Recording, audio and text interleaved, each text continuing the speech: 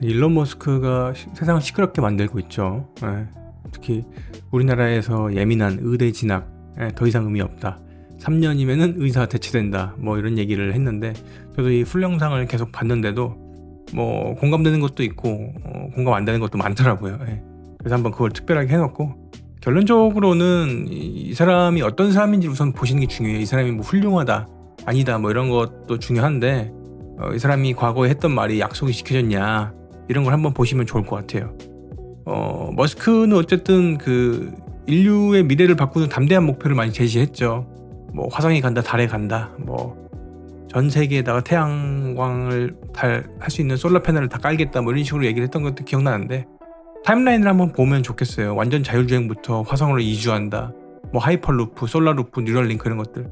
결론적으로 다 약속이란 표현도 그렇지만 머스크가 얘기했던 시간 타임 테이블대로 가진 않았어요. 그게 이제 제일 핵심 같고요. 예를 들어서 뭐 2026년에도 여전히 레벨 2인 거고, 물론 레벨 2도 대단한 거예요. 완전 자율주행도. 그리고 화성 간다는 것도 아직 뭐 여러 가지 이슈가 많고, 그렇죠? 뭐 하이퍼루프는 우리가 뭐 CES 같은 거 할 때마다 보여주지만 아직 약하고요, 그렇죠?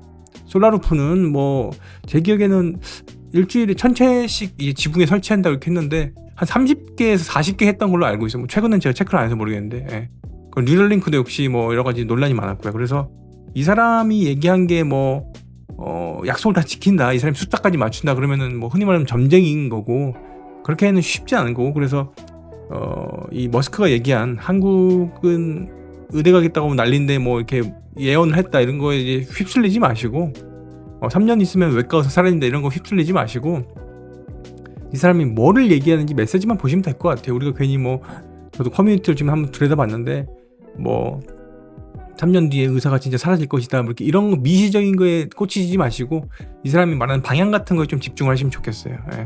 그래서 이 사람이 말했던 뭐 그동안의 것들은 거의 다 100개 다 틀린 건 아니죠, 물론.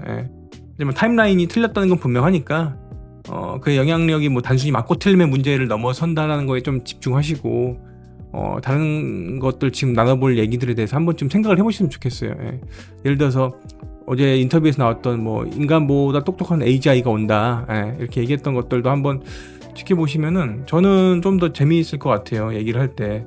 예를 들어서 우리가 뭐 AI의 지능의 총합이 나중에 2030년도에는 인간의 100만 배가 될 것이다 라고 이렇게 하는데, 당장 내년에 인간보다 똑똑한 AGI를 보게 될 것이다, 그래서 내년이나 내후년이면 인간보다 똑똑한 존재가 나와서 여러분 난리 날 것이다, 이렇게 얘기를 하는 게 저는 어떤 면인지 이해되지만 사실 말이 안 되잖아요. 뭐 그 논거에는 당연히 뭐 엔비디아 칩의 성능 향상이라든지 뭐 자기가 갖고 있는 XAI 같은 경우에 데이터 학습 속도가 어마어마하다, 그래서 자기 옛날에는 뭐 다른 업체들이 정말 좋은 걸 봤는데 오픈AI도 좋게 봤는데 이제는 확실히 뭐 자기네가 정말 탑2가 될 것이다, 뭐 이렇게 얘기하는 거 보면은 이 사람이 정말 훌륭한 사업가구나라는 걸 많이 느끼고 있고, 뭐 어쨌든 근거 같은 게 아예 없진 않죠, 그렇죠? 근거가 아예 없진 않은데, 당연히 또 다르게 얘기하면은 부정적인 얘기도 많이 있죠. 예를 들어서 지능이란 게 단순히 데이터의 양이 아니잖아요. 학습 속도도 중요하고 양도 중요한데, 학습을 어떻게 하는지도 중요하고, 사고가 계속 확장하는 건 우리가 흔히 말해서 뇌에 가지고 있는 2%도 못 쓴다고 하잖아요. 근데 어떻게 이렇게 쉽게 얘기할 수 있는지 모르겠고, 어떻게 100만 배가 된다는 식으로 얘기를 하는지 모르겠고, 머스크가 말하는 건 어쨌든 똑똑한 검색기로서의 어떤 걸지 뭐 의식 있는 지성인으로서의 어떤 그런 역할을 하는 건 아니잖아요. 그래서 인간과 휴먼 비잉이랑 완전히 이제 다른, 어떻게 보면 종이 나올 수는 있죠. IQ가 좀 떨어지는, 혹은 다른 쪽으로 IQ가 발달된 특수한 종이 만들어질 수 있는데, 저는 인간을 대체할 거라고는 저는 전혀 생각을 안 하고, 물론 되게 웃긴 얘기죠. 지구 최고의 부자한테 제가 이거 말이 안 된다고 얘기하는 게, 또 저보다 훨씬 뛰어난 사람한테 제가 당신 거 틀렸다라고 얘기하는 게 웃긴 거지만, 그냥 한번 생각을 해보자 얘기예요, 우리가. 그렇죠? 그래서 저는 이 소프트웨어가 아무리 발전한들 하드웨어가 이 소프트웨어의 발전 속도도 못 쫓아오는 것도 또 중요한 거잖아요. 그래서 그런 것도 한번 좀 보시면 좋겠고요. 좀 뭐랄까, 좀 고민을 좀 많이 했으면 좋겠어요, 우리가 얘기를 할 때. 아무튼 두 번째는 또 이제 노동이 해방될 것이다, 우리는 앞으로 보편적인 고소득이 이제 시작될 거다라고 하는 건데, 조금 저는 이것도 이해가 안 가요. 로봇이 모든 가치를 생산할 것이기 때문에 물가는 영에 수렴하고 국가는 높은 소득을 줄 것이다라고 하는데, 그러면서 노동은 취미가 될 거라는 얘기도 하고, 뭐 이해는 돼요. 어떤 맥락에서 얘기하는지. 근데 이제 뭐랄까요, 자본주의 속성을 좀 무시한 발언이지 않나. 예, 희소성이 있는 좀 자산 같은 경우, 예를 들어서 우리 강남이라든지 비트코인이라든지 뭐 그 골드 이런 것들 보면은 본능적인 거잖아요, 그쵸? 로봇이 나와도 좀 비싸지 않냐 이거죠.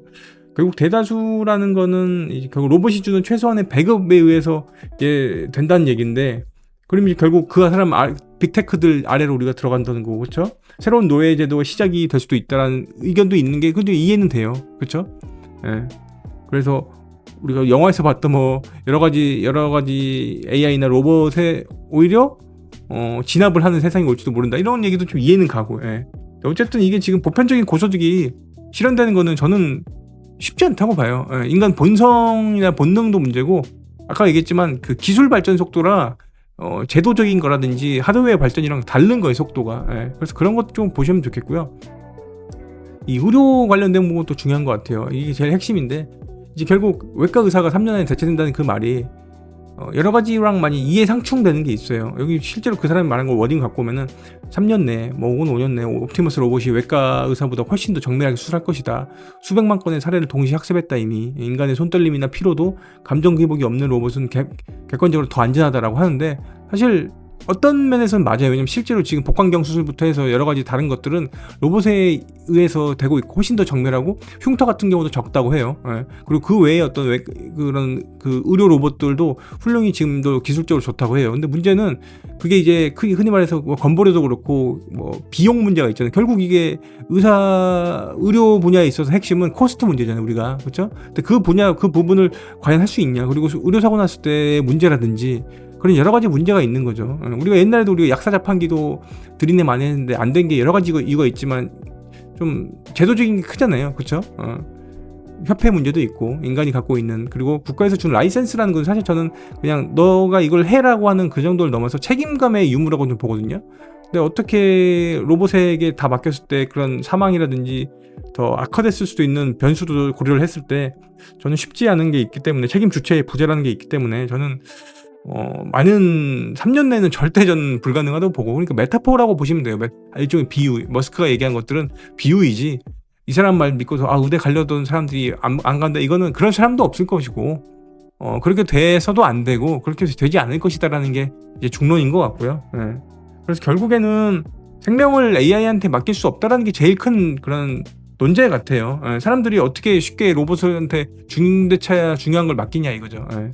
그래서 저는 이게 영상 진단이나 처방, 이런 쪽은 조금 대체될 수도 있다고 봐요. 대체라는 단어. 근데 대부분은 저는 이 로봇 이용이나 뭐 관리 측면에서라도 관리자 역할이 되고 고문 역할이 되고 또 프로그래머랑 같이 의사가 할 거기 때문에 또 프로그래머로서의 역할을 이 세 가지, 고문, 뭐 관리자, 프로그래머로서의 역할을 지금 현재 의사분들이 더욱더 하게 될 것이기 때문에 의사가 대체되는 일은 저는 거의 없을 거라고 개인적으로 보고 있고, 물론 30년 뒤 50년 뒤는 저도 모르겠죠. 근데 한 20년까지는 15년에서 20년까지는 별 문제가 없지 않을까라는 게 상식적인 그런 문제로 봐져요. 아까 말했던 일론 머스크가 말했던 5가지 어떤 산업 영역에서도 아직도 갈 길이 멀잖아요, 그렇죠?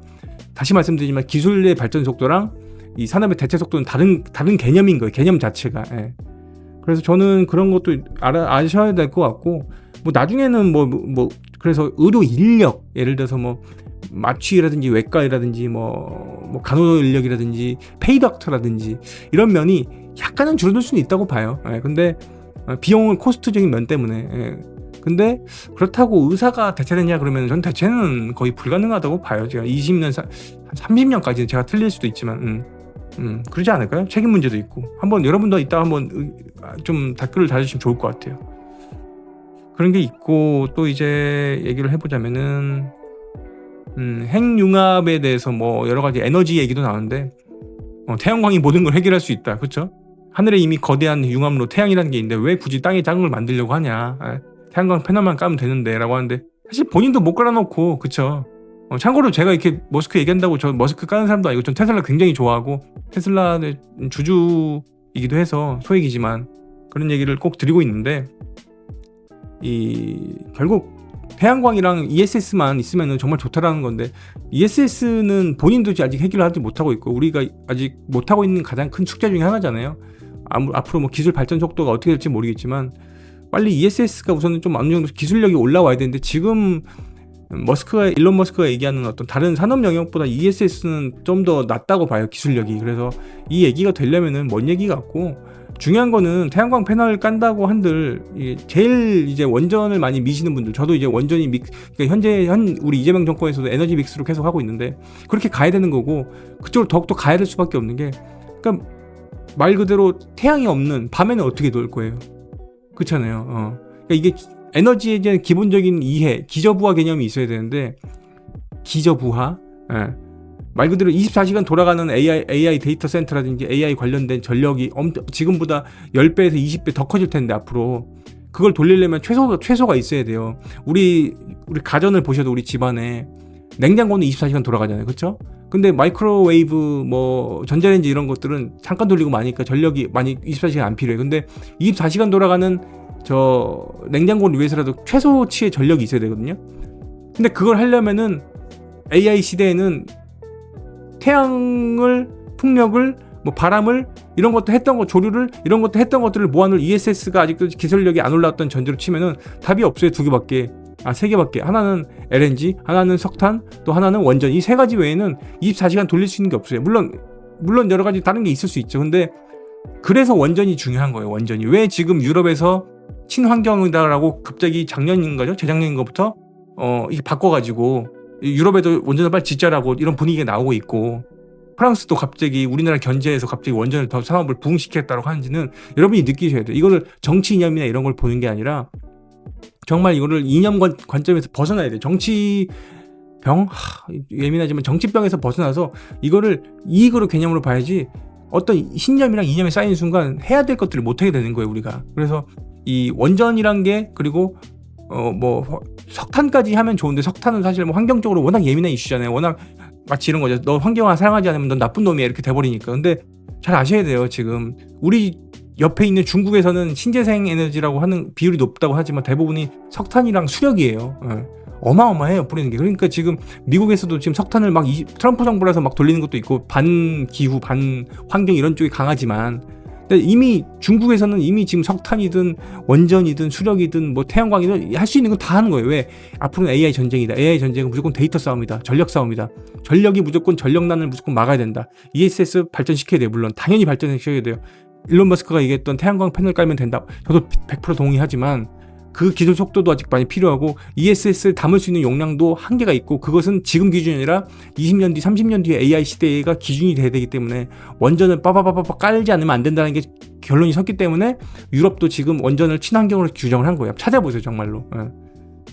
그리고 이 환경에 대한 이념은 바뀌어요. 왜 지금 ESG를 포기하고 유럽에서도 그 내연기관차 같은 경우도 옛날에도 이제 못하게 했어요.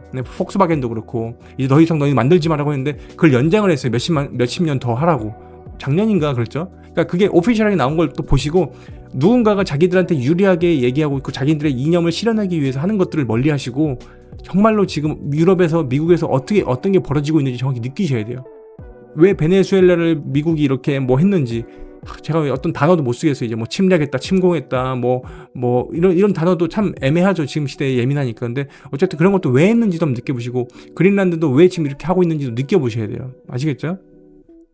그래서 아무튼 에너지 판도 같은 경우도 한번 보시면 재밌는 이슈예요. 그래서 이 핵융합을 어쨌든 이렇게 얘기하는 데는 여러 가지가 있는데, 어쨌든 다시 얘기 드리면 이 머스크가 본인의 회사 솔라패널이라든지 다른 회사랑 관련이 있으니까 이렇게 얘기하는 면도 있다라고, 한번 100% 그런 건 아니지만 그런 면도 있을 수 있다라는 걸 꼭 한번 인식을 해보세요. 본인 회사랑 관련이 있으니까.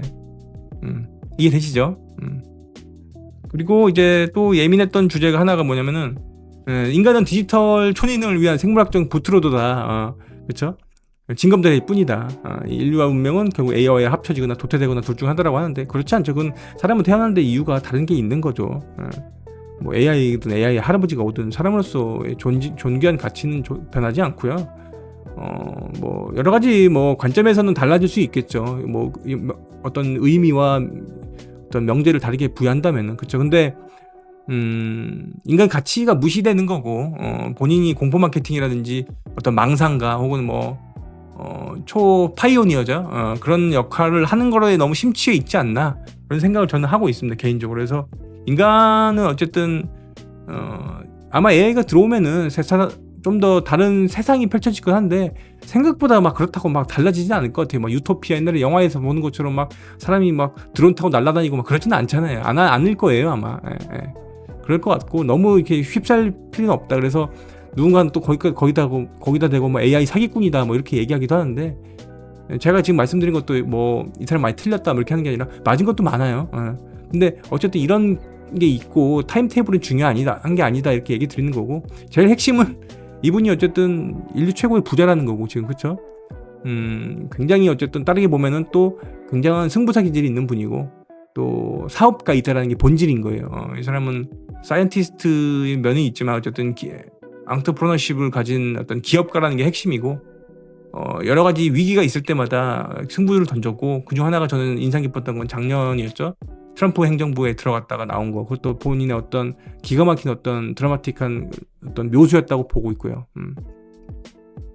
그래서 얘기를 보고 뭐 사업가네 이 사람은 아니다 예언자다 이런 거 하나도 안 중요하죠. 중요한 건 속도는 타임테이블은 신이 아닌 이상 못 맞추니까 하지만 방향이란 건 그 사람이나 많은 자본가들이 움직인다 이것만 기억하시면 될 것 같아요. 속도라는 거는 주식시장을 겨냥한 마케팅이다라고 그냥 이해하시고 중요한 건 그 방향으로 간다라는 것만 우리가 한번 기억하시면 될 것 같아요. 그래서 이 사람이 다 끌어들이고 있다 이렇게 이해하시면 되죠. 예측 실패가 중요한 게 아니에요. 그 사람이 말하는 대로 이제 수급이 이동하는 거죠. 수조 원의 돈이 움직이고 그렇죠? 지금 우리 현대차도 아틀라스가 막 CES에서 나오면서 급등했었잖아요. 그렇죠? 아마 승계가 어떻게 될지 모르겠는데 보스턴 다이나믹스를 중심으로 한 정의선 씨의 어떤 승계 작업이 어떻게 될지 모르겠지만 그 부분이 잘 해소되기 위해서라도 현대차가 잘 돼야 될 것 같고 오토에버랑 현대모비스랑 뭐 해서 여긴 좀 조심스러운 얘기니까 제가 넘어갈게요. 예. 그래서 어쨌든 이 사람은 예언자나 뭐 그런 게 아니라 중력을 갖고 있다, 자본을 가지고 그리고 미국이라는 나라가 일황인이기 때문에 법과 제도를 바꿀 수도 있고 로비가 합법인 나라고 캐피탈도 갖고 있고 충분히 그렇죠. 본인이 원하는 대로 가고 있다 이렇게 이해하시면 될 것 같아요. 중요한 거는 머스크 타임이 있다. 머스크 타임 1년은 현실의 5년이다. 그러니까 이 사람이 3년이다 걸렸으면 한 15년은 걸릴 거다. 더 이상 걸릴 수도 있다. 그리고 완벽하게 대체되지 않을 확률이 높다. 이렇게 이해하시면 될 것 같아요. 이해되시죠? 그래서 100% 맹신해서는 안 되고 다만 방향성만 꼭 이해를 하시고 여러분이 보시면 좋겠습니다. 이 테슬라 차트 한번 보시면서 개인적으로 테슬라가 이렇게 고평가된 거라고는 저도 이해를 못했지만 뭐 당연히 좋은 거죠. 주주 입장에서는 그렇죠? 아무튼 그렇게 보시면서 우리가 나아갔으면 좋겠습니다. 결론적으로는 이 메디컬 현장은 쉽게 사그라들지 않습니다. 선동되지 마세요. 만약 의사가 AI랑 로봇에 대체됐다면요, 그거는 최후의 보루인 거기 때문에 의사라는 직종은 그러니까 블루칼라 역할을 화이트 칼라 중에서도 블루 칼라 역할을 하는 외과 의사가 있는 거잖아요, 그렇죠? 근데 의협이 가만히 있지도 않지만 우리나라뿐 아니라 외국을 기준으로 했을 때 이 의사 중에서도 블루 칼라라고 할 수 있는 직종, 블루 칼라 같은 의사 화이트 칼라들 직종이 만약에 대체된다. 그러면은 전 세계에 있는 다른 블루 칼라도 다 대체됐다 이미 이렇게 이해를 하시면 되는 거죠, 그렇죠? 무슨 말인지 아시겠죠? 이미 의사가 대체되면은 다른 거 다 대체됐다 이렇게 이해하시는 거죠. 그리고 둘째는 이런 거 신경 쓰지 마시고 공부 정말 잘해야 되고 그렇죠? 그래서 요거는 그런 얘기도 했는데 AI를 정말 잘 만들 혹은 정말 최상위권 머리들만 앞으로 살아남고 그걸 이용한 사람들은 쉽진 않을 것 같고 그러다 보니까 상위권과 하위권의 변별력이 정말 상실되는 시대로 가는 것 같아요. 지금 우리도 보세요. 옛날에는 뭐 문과라든지 어려서 이 정도까지는 아니었지만 점점 해서 이제 변별력이 상실되어 있잖아요. 학벌이 희석되고 있고 그렇죠? 문과는 진짜로 최상위권 아니면 진짜 힘든 상황이 됐고 이제 진짜로 중상위권에서 하위권은 진짜 변별력이 거의 없는 시대로 한 10년만 있어도 전 될 거라 보고 그럼에도 불구하고 물론 중요하겠죠. 그래서 여기서 제가 늘 말씀드리지만 인구 감소로 인해서 대학 들어가는 건 좀 쉬울 거다. 아무리 대학의 통폐합 속도가 있다 하더라도 못 쫓아가요. 그거를 인구 감소 속도를. 우리 지금 이 최근 한 10년 동안에 그거를. 그래서 인서울이라든지 국립대까지는 거의 웬만한 데 들어가는 시대가 올고 그러다 보니까 학벌이라는 게 좀 변별력이 없어진 시대로 더욱더 진입할 것이고 다만 대학에 좋은 데 들어가는 거랑 이제 그 좋은 회사에 취업하거나 내가 창업을 하는 건 다른 개념이다. 그래서 그걸 정확히 인식을 하셔야 돼요. 내가 좋은 데 들어갈 확률은 커지지만 겉으로는 좋은 데 취업할 확률이 커지는 건 아니다. 그렇게 이해하시면 될 것 같고 물론 이거는 제가 현장이나 제가 책이나 영상에서도 말씀드렸지만 흔히 말하는 좋은 직종이라든지 선망했던 직업에 들어가는 거나 갖는 게 어려운 거지 다른 의미의 블루칼라 예를 들어서 경찰이라든지 소방, 군인 또 사회복지라든지 간호 이쪽은 로봇에 대체되기 쉽지 않으니까 그쪽을 진로로 삼는 건 좋은 거다라고 계속 말씀드리고 있고요. 쉽지 않아요. 아무리 로봇이랑 로봇 할아버지가 와도 이 하드웨어 발전 속도가요 그렇게 쉽게 안 돼요. 안 돼요. 예를 들어서 우리 불 났을 때도 작년에 큰 산불 났을 때 우리나라 사동이랑 산청이랑 이런데 저기 대구 경북 이쪽도 그랬고 전 너무 가슴이 아파요 아직도. 그분들 불을 끌 수 있는 이렇게 기술이 개발됐다고 하는데 불을 금방 끌 수 있는 게 없나? 로봇이랑 드론이 온다 해도 전 쉽진 않다고 봐요. 그래서 그런 것 봤을 때 하드웨어, 소프트웨어적인 면이랑 뭐 법제적인 면, 그리고 하드웨어적인 면, 그리고 산업 전반에 적용되는 거. 그러니까 기술이 완벽히 된다고 해서 산업 전반이랑 수준이랑 같아지는 건 절대 아니에요. 그런 거 한번 이해를 하시면 좋을 것 같아요. 그래서 애매한 공부보다는 이 블루칼라로 진로 설정하는 게 더 나은 진로의 방향이 될 수도 있는 시기로 점점 되고 있다. 그리고 정치인이나 자본가의 논리에 속지 말자라는 말씀 드리면서 제가 늘 회색이랑 검정색이랑 흰색으로 이렇게 이분법적으로만 보지 말고 회색으로도 보고 뭐 레인보우로도 볼 수도 있고 그쵸? 자본가들의 논리에 속지 마시고 지금 정치인들 뉴스 보시면은 막 깨끗한 척 했던 분들도 이슈 많고 그쵸? 깨끗했던 척하는 당들도 양당 다 문제 많잖아요. 그러니까 정치인들한테 휘둘리면 안 되죠. 또 마찬가지로 이런 일론 머스크 같이 훌륭한 역할도 하지만 분명히 자본가의 역할을 하는 사람들한테 너무 속지 많았으면 좋겠습니다. 알겠죠? 오늘 한번 이런 거 준비해봤고요. 앞으로도 좀 더 시의성이 있거나 좀 헷갈릴 만한 거 한번 잘 정리해서 한번 정리해드리도록 하겠습니다. 감사합니다.